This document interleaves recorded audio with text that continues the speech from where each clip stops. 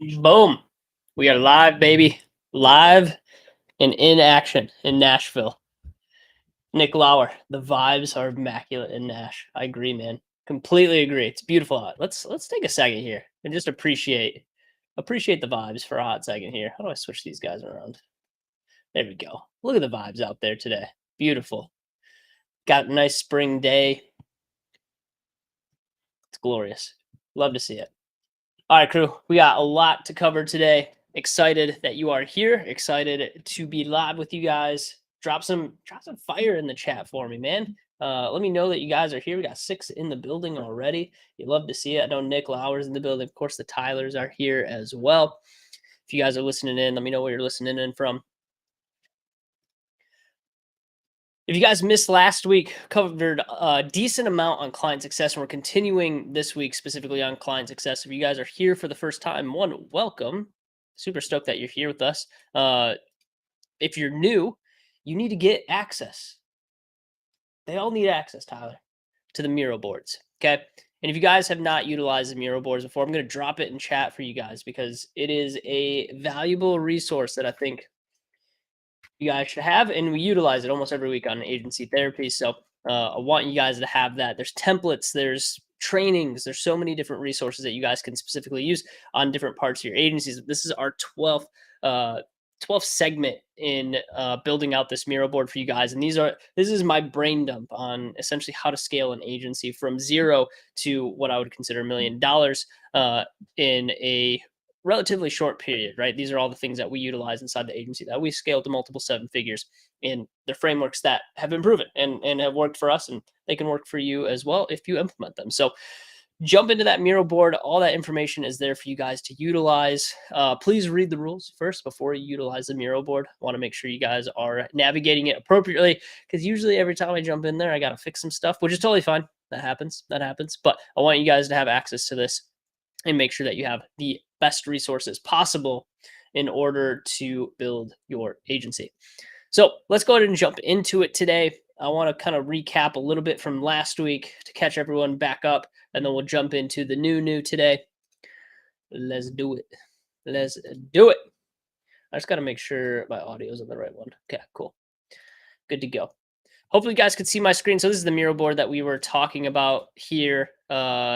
And if you guys don't have access to that, I just dropped it in the chat for you guys. So you guys have access to that now. But this is what we covered last week, and essentially why social media marketing agencies get stuck at 10K per month. And I broke things out into some buckets for us last week, my immaculate art skills here. So if you guys are wanting to get a recap on last week, I would highly recommend going back and watching this. We talked about the different phases. We talked about kind of these buying pockets here for getting a client across the line. Okay, you got the pre-purchase, purchase, and post-purchase. All right, got the pockets. And then from there, we have the 8 phases that clients specifically will work through when they're specifically in your service. And so this is kind of where we left off last week, was the communication aspect. Where should we be communicating throughout the different phases of our client experience as they go through the assess phase, the admit phase, affirm, activate, act, accomplish, adopt, advocate, right? How do we specifically communicate with them throughout this? And what are some strategies that we can specifically use in order to make the best experience possible for our clients so they stay around long term, and then they eventually become advocates of what we do, right? And they bring new clients to our front door, right? And what we're going to be covering today is right here, okay? Part 12, SMMA strategies to reduce churn. Okay, and this is part 1. Okay, we're gonna have probably a 3-part series to this because it's pretty in depth, and I want to make sure, as always, you guys are able to take this information, actually apply it to your agency, not just hear information and get overwhelmed that it's too much and that there's too much to apply. Okay, so I want to make this as applicable as possible for you guys. So we're covering just the first 3 phases today. You guys remember from the last stream, this is what we consider the easy phase. Okay, this is where, in my opinion, like, these are the easiest things to apply into your business. This is what I consider the low-hanging fruit in order to have a client experience that is top-notch. And phase 1 is the assess phase. Phase 2 is admit. Phase 3 is affirm. And just a recap on each of those. Phase 1, assess. Basically, this is the phase where the client is deciding if they actually want to work with you. We also call this the discovery phase, or discovery, specifically in agency terms. And then the second phase here is the admit phase. So your prospect admits that there's a problem or something that you can specifically solve, and you believe that you can solve it. And as a result, they become a client of yours. Okay. And then from there, we have phase three, affirm, also known as the buyer's remorse phase. So this is the phase where we must quickly affirm that doing business with us as an agency owner, as an agency founder, is the best choice for them, and that they made the correct choice by going with our service. All right. So we're going to dive deeper specifically on these three phases today. This is the lowest hanging fruit. This is the stuff that you guys should go and apply immediately into your business if you haven't yet. Okay. And each of these phases, okay, once again, we'll go through some of these specifically, these first three, but each of these will have communication specifically around in-person communication, email, actual physical mail. Yes, I know some of you Gen Zers out there, actual physical mail, things that you actually put a postage stamp on and you mail it to them. Okay. Phone, video, and presence as well. So let's dive in today. We have a decent amount to cover. I want to make sure we have time for a little Q&A at the end, so you guys get your questions answered. If that sounds good, drop me a little fire emoji in the chat. Nick Lauer said buckets. We got the buckets out today, baby. Let's go. All right, let's get into it. Guys, if you want to follow along on the Miro board, link is still in the chat for you.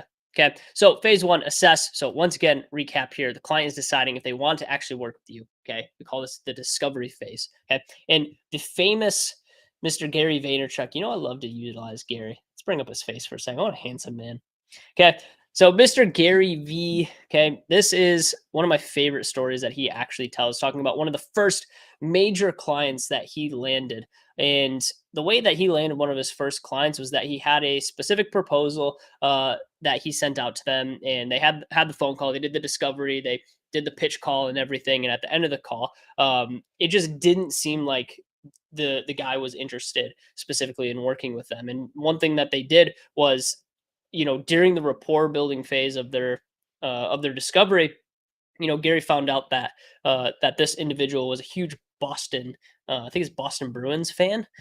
And so at the end of their pitch and at the end of this assess phase, Gary sent this massive client. We're talking probably a six-figure type deal. A signed Boston Bruins jersey. I don't know any of the Boston Bruins players, but a signed Boston Bruins jersey to this prospect before they even worked with each other. Sent him a jersey and said, "Hey, you know, super stoked at the opportunity to work with you. I know you're a huge Bruins fan. Wanted to send this out to you." And you can find the YouTube video where Gary talks about this. It's one of the OG videos from back in the day, but this is what it reminds me of right here. This is that experience that right off the bat, even before, and I'm not saying you have to spend, you know, it's probably a $600 jersey to get a signed Bruins jersey, right? But at the end of the day, this is the type of client experience that if you truly want to work with someone, these are the things that some of the greats do, some of the best agency owners in the world will do in order to land a client.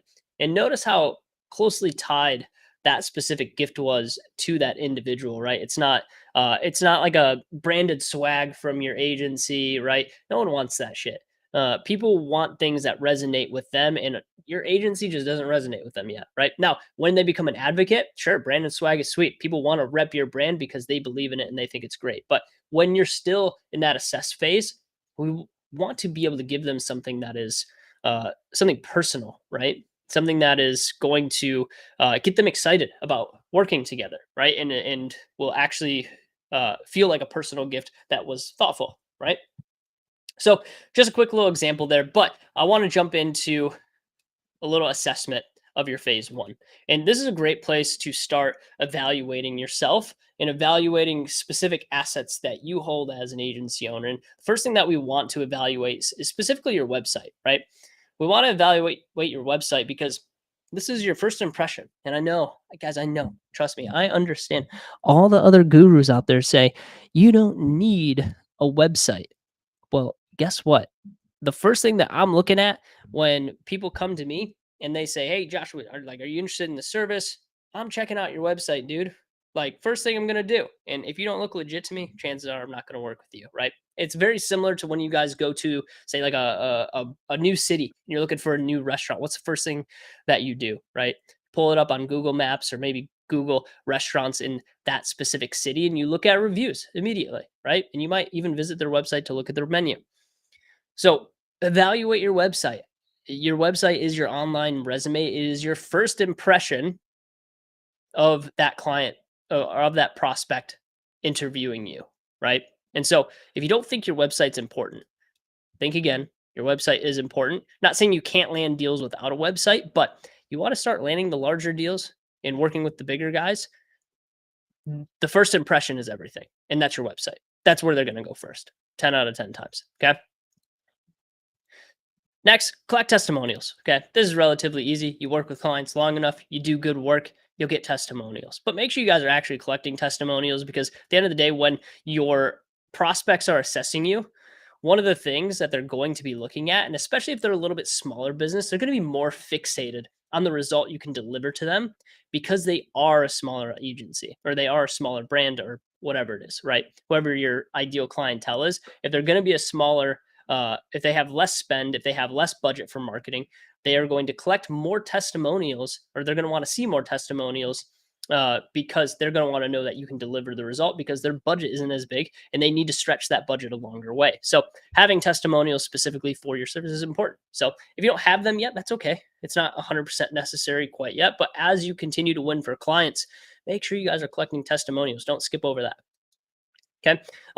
Consider gathering online reviews. I mean, I know it's kind of cheesy sounding, but having like a nice Google review section on Google helps you tremendously, right? Knowing that people actually grow and support your specific service, right? So, with that being said, gather some online reviews. It is helpful at the end of the day. Not 100% necessary. I know a lot of people that have 0 Google reviews and absolutely crush it with their agency, but this is one of those things. If you're collecting testimonials, ask them to leave you a review on Google. Not that hard. Okay. And then review your marketing materials, guys. This is, sometimes not the first impression, maybe like the second impression of like you actually getting on the phone with a prospect and taking them through maybe a capabilities deck, right? Or maybe your actual pitch deck after you've had some sort of discovery call with them. So you want to take them through and actually, and actually review those marketing materials because once again, this is a first impression with that potential client. And if your marketing materials are bad, if it doesn't align with what you actually do, if you guys have really rough marketing materials and don't have a good stance or a good market leader positioning, which we've talked about before, the importance of market leader positioning in previous agency therapies, then unfortunately, you're not going to make that first great impression with that prospect. And so the assess phase offers the opportunity to pre-frame the prospect's expectations to be in alignment with your own business operations. So basically what this means is that, when we're going through a prospect, specifically with our service, they're going to have some sort of expectation based off of what you're showing them. And if they're not impressed with that first impression of what you're showing them, then chances are they're just not going to work with you because there's other people that they could even deliver worse results than you, but the first impression is better. Their marketing materials are better. And that's a really frustrating thing, in my opinion, to have as an agency owner is that someone else in the space, your competitors beating you out, they're not delivering the results that you can. They're winning because they make a better first impression than you. So with that being said, these things do matter. And you should be paying attention to them if you're not. So make sure you guys evaluate some of these things. It does go a long way. It's a little bit of like the tedious work and the things that are not necessarily super fun to do in the business, but it is very helpful. Okay. Especially with your first impression. Okay. Now, how do we communicate during the assess phase? Well, there's a bunch of different ways that we can communicate in the assess phase. First one is in person. Okay. So first thing here is like establishing face-to-face interaction at the beginning of the relationship. Super important, guys. Looking prospects in the eye gives you insight to what they're thinking, how they're feeling, their reactions, emotional state when they're considering your service. And you can get how they're feeling about what you're pitching, how your discovery call is going. You can get that feeling back from them because they're giving you emotion, right? And you're seeing that emotion come back across the table. And without that, it's very difficult to judge what they're thinking if they want to move forward with your services, if you have objections that you need to handle during a sales call. So having that face-to-face interaction, and everything's done on Zoom nowadays, so I don't think that this is necessarily a problem for most people. But if you're trying to land clients through text messaging, or we had to fix a client's pitch process at one point in time. He was pitching specifically through Loom videos, pitching the full service beginning to end. It's like, you can't pitch through a Loom video because you have no in-person interaction. There's no face-to-face interaction with that person, and it's so essential to understand the emotion that's coming from the other side of the pitch. Okay, so that's in person. Second thing is email. Okay, after you guys go through a pitch process, say you don't land the deal immediately, education, nurture emails, help solidify you as a market leader, right? We're continuing to feed them information that will hopefully be valuable, help them grow, and maybe circle back around with us at some point in time to work with us. And regardless of them working with you, you're already delivering that value through things like free trainings, resources, right? So we're continuing to stack value even post a sales call, right? So if there's multiple follow-ups that need to happen, so be it. Okay, that happens from time to time. You're not going to close every deal the very first time. Okay, you're going to have sales cycles, and sometimes those sales cycles can be a little long. So we want to continue to be top of mind, specifically with these prospects, offer them free trainings, give them free resources, things that will help them grow, build into a prospect that will eventually become a client. You could also send a mail. Okay, this is the perfect Gary V example right here, of, hey, you could send them something of value, things that they would actually enjoy having, and have a big deal you're trying to land. So essentially, send them something personal to their doorstep. Right, that's the whole concept of this. So if you want to follow that Gary V model, you can. I wouldn't recommend necessarily doing it on every single deal. It might get expensive at some point in time, but hey, maybe whale client that is coming across your doorstep, and you're like, dang, we have to land this client. This would be massive for our resume. Do something unexpected. Okay. And that unexpected thing is that FedEx package specifically hitting their doorstep after you've had a call with them, after you've specifically sent them something of value that they're going to see and be able to say, wow, this is incredible. This was very thoughtful. And even a simple thank you card goes a long way, right? So if you're not in a position to purchase a gift, right, you can send them a thank you card as well, and that does wonders too. Okay, and then gifts, kind of a similar deal here, right? So mail, gifts. Okay, gift giving is a skill at the end of the day, just like our example with Gary V. Remember, each gift should be personal. Okay, this takes some active listening. You actually have to listen to what they're, when you're building rapport with them, where they're from, what they do, what do they enjoy, right? We learn some of these things as we chat with our prospects, or even if we're scoping out, some of their social profiles. Okay. And once again, we usually reserve this for large accounts. So gifts, mail kind of go in hand with one another. But it can be as simple as a thank you card. Okay. Or it could be as big as, a signed jersey to their favorite sports team. And so some questions to ask yourself here, and you'll notice that some of these questions will actually trend as we go through different phases here. But do your marketing materials give a good idea of what being a client would specifically be like? How long does a prospect assess your service before becoming a client? Does your sales team accurately record the client's desires or needs?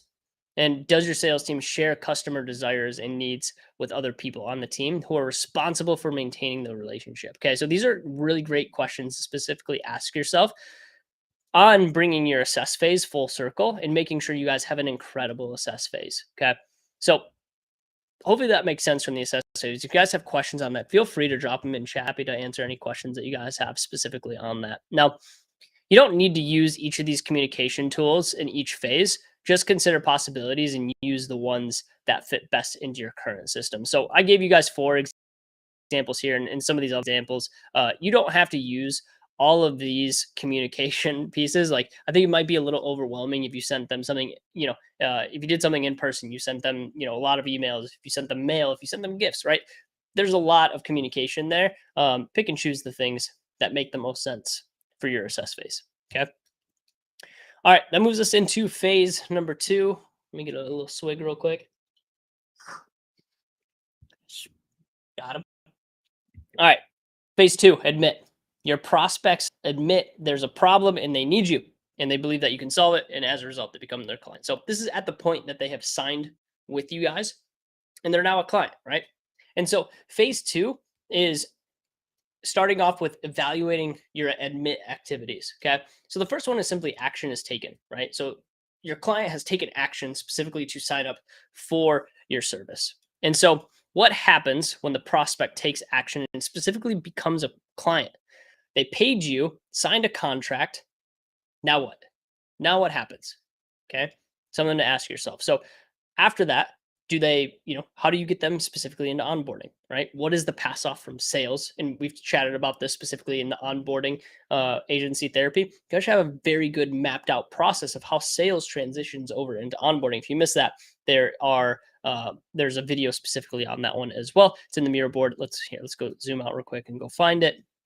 It is onboarding. Okay, part 9. Okay, right here for you guys. So if you haven't checked that out, make sure you go check that one out. Then the second part here, as far as evaluating admit activities, is the moment. Okay, and describe in detail what happens at the moment of sale. Okay, so you guys land the deal. They say, "Got it, signing up. Let's go." Okay, what does your client need to do to make it official? Do they need to sign an agreement? What does that agreement look like? Do they need to pay an invoice? When do they pay the invoice? Do they pay half now, half later? They pay in full right now? Are you getting them looped in on an agreement or a contract that's more than a month, 3 months, 6 months, 12 months, right? What does that look like? What do you need to do in that exact moment of them saying, let's work together? It's an important part of their experience. Okay. So that's an important moment for when they say, I'm ready to roll. What happens? Okay. After that, we talk about remarkable experience.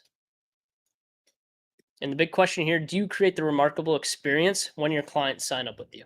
If so, what is it? Okay. What is remarkable about when a client signs up? Because one, it's a big deal, right? It's a big deal that they signed up with you. And they should feel like it's a big deal that they signed up with you. And so we want to make sure that this experience is really great from the time that they sign up with you. Okay.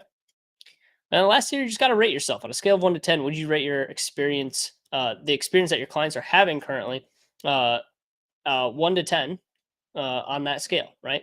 So, what is the specific experience that they get, and rate yourself on it. Okay.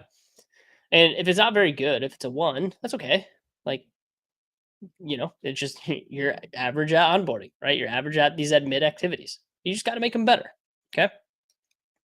And so, ways that we can specifically enhance this phase. Okay. Once again, we're going back to in person, email, mail. Okay. In person, celebrate with your new client. If they signed up, you should be excited that they signed up. Okay. And creating in person rituals marks the significance of that new relationship. I think one thing that I saw an agency do one time that I thought was pretty cool is anytime they signed a new client, they quickly took a selfie over Zoom, with that person and then just posted it on their social pages, right?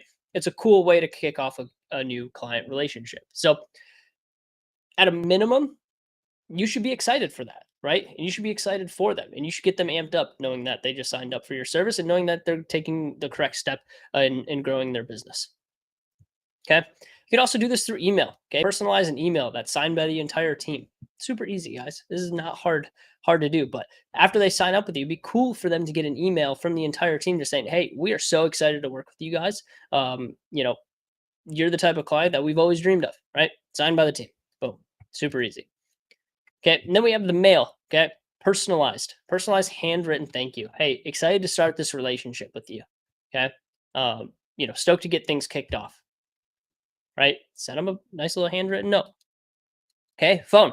This is one of my favorite ones. Okay. This is actually one that I want to start implementing in our agency. When I specifically learned about it was 24 hours after they purchase, call them and just say thank you. This is an opportunity to acknowledge that trusting you guys is not something in the team that you guys take lightly, right? So might want to give them a phone call and just be like, hey guys, like, just want to say thank you so much for trusting us with your business. We know that this decision doesn't come lightly.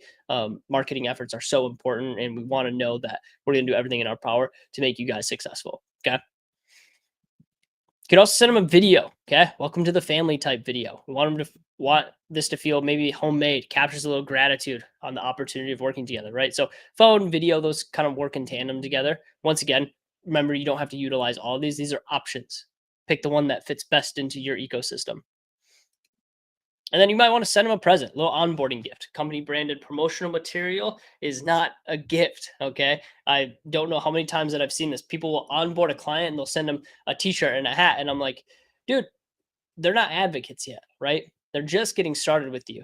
Okay. They're not going to want to wear your stuff when they first sign up with you. Okay. Make it personal, make it something that they'll actually use and actually enjoy.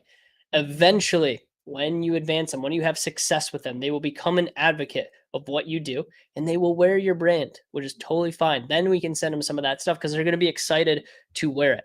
But at this phase specifically here, okay, any type of gift that we send them, we should make it personal. Okay. It shouldn't be company branded promotional material.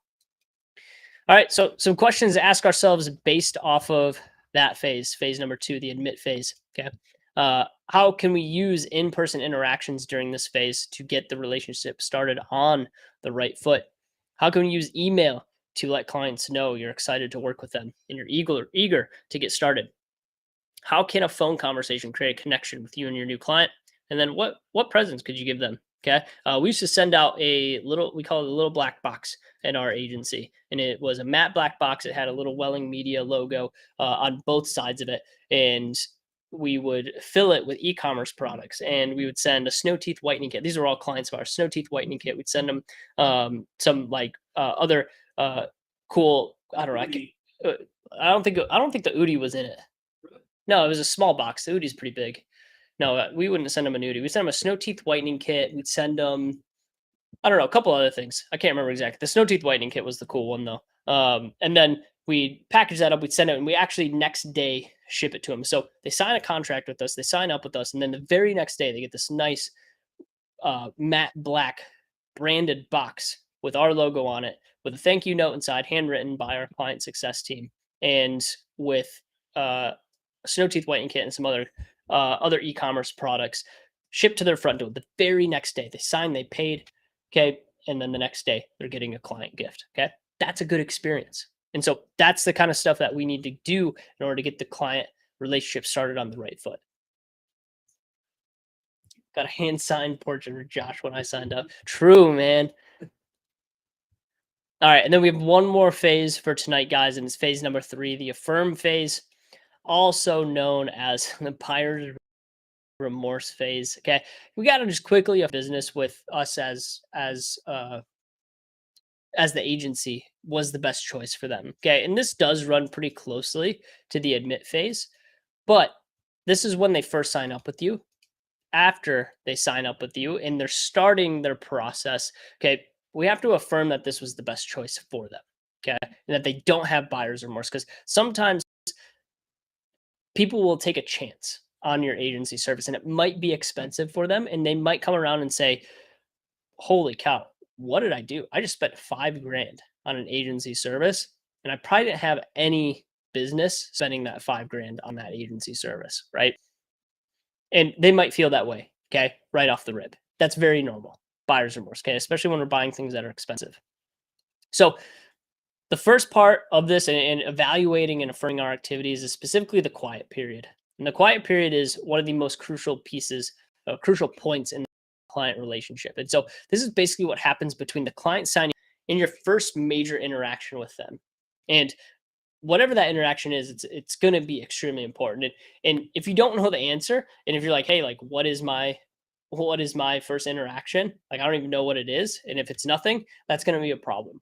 Okay. So we want to make sure that there's a strong interaction between the time that they sign up. My favorite thing to do is getting communication signed up the day that they signed up with us. So someone signs with us, they pay their invoice, we get them signed into our Slack channel immediately. They get that invite right then and there. We say, hey, all the onboarding is going to happen inside of the Slack channel, but I want to make sure, in exchange for you signing up with us today, I want to make sure that you get access to the channel. You can start talking with us, you start communicating with us immediately. The team jumps in there. It's really exciting. Okay. They get access to a bunch of stuff once they hop in there, but that's our first interaction with them. We want to make sure that right off the rip, they're getting access to our team, that they're getting access to something, because guys, here's the thing is they signed a contract, right? They paid us, they gave us something. And if we don't give them anything in return, they're going to get off that phone call and they're going to be like, wait, what did I just get? What did I just buy exactly? Now, if we're able to exchange something with them right off the rip after they've paid and signed, the chances of them having buyer's remorse goes way down, right? Because we've exchanged something with them in order for them to sign up and pay us, right? So they're getting something in return. So keep that in mind as you're designing this part of your process, this quiet period, okay? Between them signing up and them starting is really important, okay? And then the pass off. We've talked about the pass off before, specifically in our onboarding training that we did a few weeks ago, okay? And this is something that you guys should have extremely detailed and in detail what happens between the sale and the first interaction, right? Which kind of goes closely in alignment here. But what does it take? What does it feel like? What is the client thinking? What are you doing? Okay, how are we getting all this information of all this stuff that we talked about in the discovery on the sales front? We listen to their problems. We know what their solution should be. How do we transfer all that information over to our team that's going to take over fulfillment? Because your sales team isn't going to do fulfillment. Chances are you as the CEO or founder, you're not going to do the fulfillment. So how can we take all the important information that we collected during the sales call, during discovery, and be able to push it over to the team and say, hey, this is where they're at. This is where they're trying to go.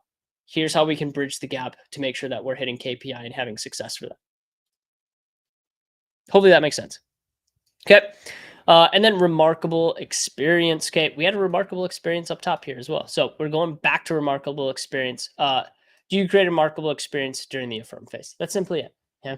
Is it something that when they're through the phase, they're feeling good about it. They're feeling like they're going to have success with your program or your service. Okay? And lastly, you got to rate yourself. Once again, on a scale of 1 to 10, how would you rate yourself in your clients, in your experience, your client during the affirm phase? Okay. Rate yourself. It's really important. All right. So how do we enhance this exactly? Well, once again, we have all of these things that we can specifically do. You don't have to do all of them, but let's go through each of them step by step here. Why can't I edit this? There we go. Okay. Okay. So in person. Okay. Often the presence of a representative, okay, someone from your team, from the company, can keep the client from having buyer's remorse. So salespeople that circle back around and just simply say, "Hey, during the onboarding process, we want to make them feel at ease about their purchase, right?" So we might have someone specifically circle back around to them. Maybe we have a client success team that specifically enters and says, "Hey, we're going to take it from here. We know, exactly where you guys are trying to go. The salesperson filled me in. Okay, we're going to make them feel really good about the next steps." Okay?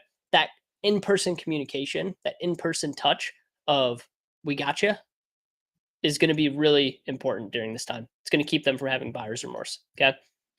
Email. Okay. Sending out a confirmation email paired with a message from another client that they made a wise choice and mitigate buyer's remorse, right?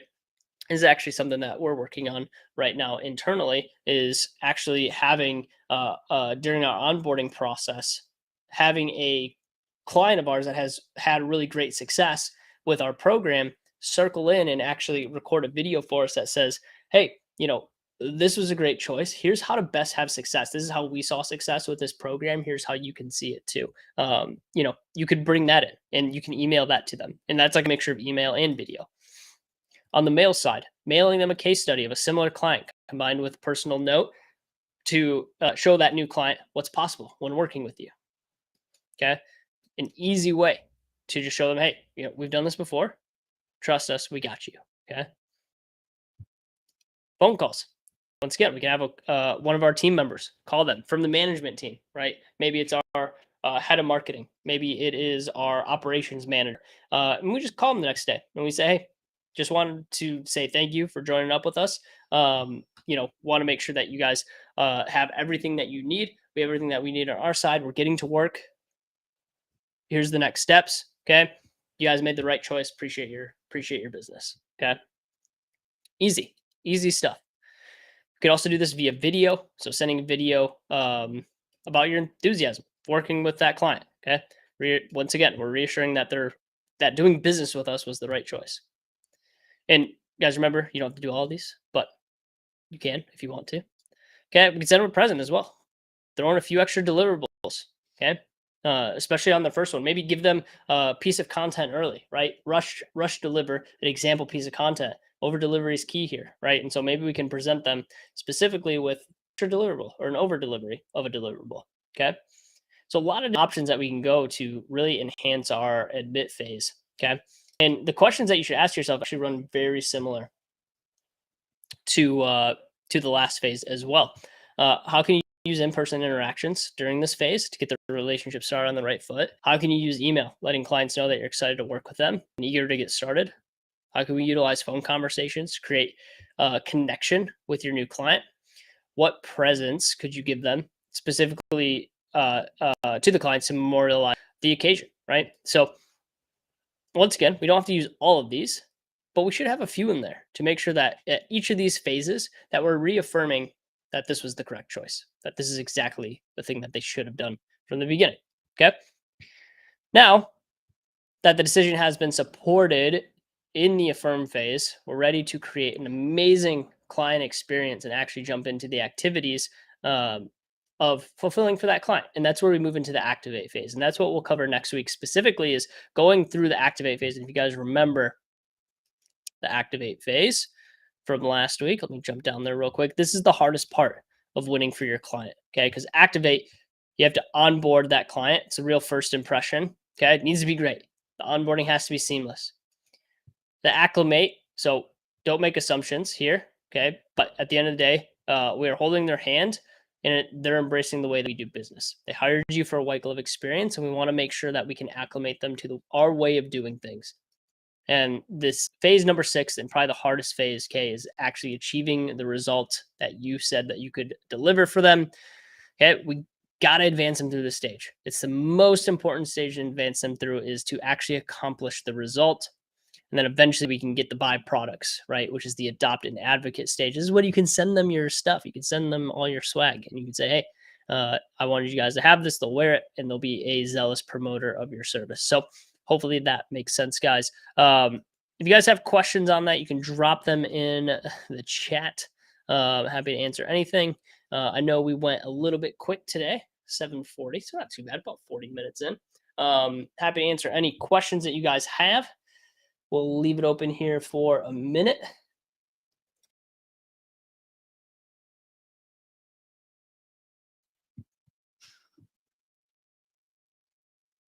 Cool. While questions are rolling in, if there's no questions, no worries. Don't forget, we got our Facebook group up in the top left corner. If you guys wouldn't mind, don't forget to like, subscribe to the stream. We do this every Thursday, 7 p.m. Central Time. I think at some point in time we might be adding in another live stream at a certain point, maybe on some different stuff on the agency space. But I appreciate you guys jamming with us today. If you have questions, you know where to find me. You can find me on the socials, Joshi Kobayashi. And I'm happy to answer DMs, questions through Twitter or Instagram. But appreciate you guys coming today. Thank you for being attentive. Grab the Miro board, deploy some of these strategies. They are helpful. They do work. Okay. It has been proven. So appreciate your time. We'll talk to you soon, and we'll see you in the next one. Peace.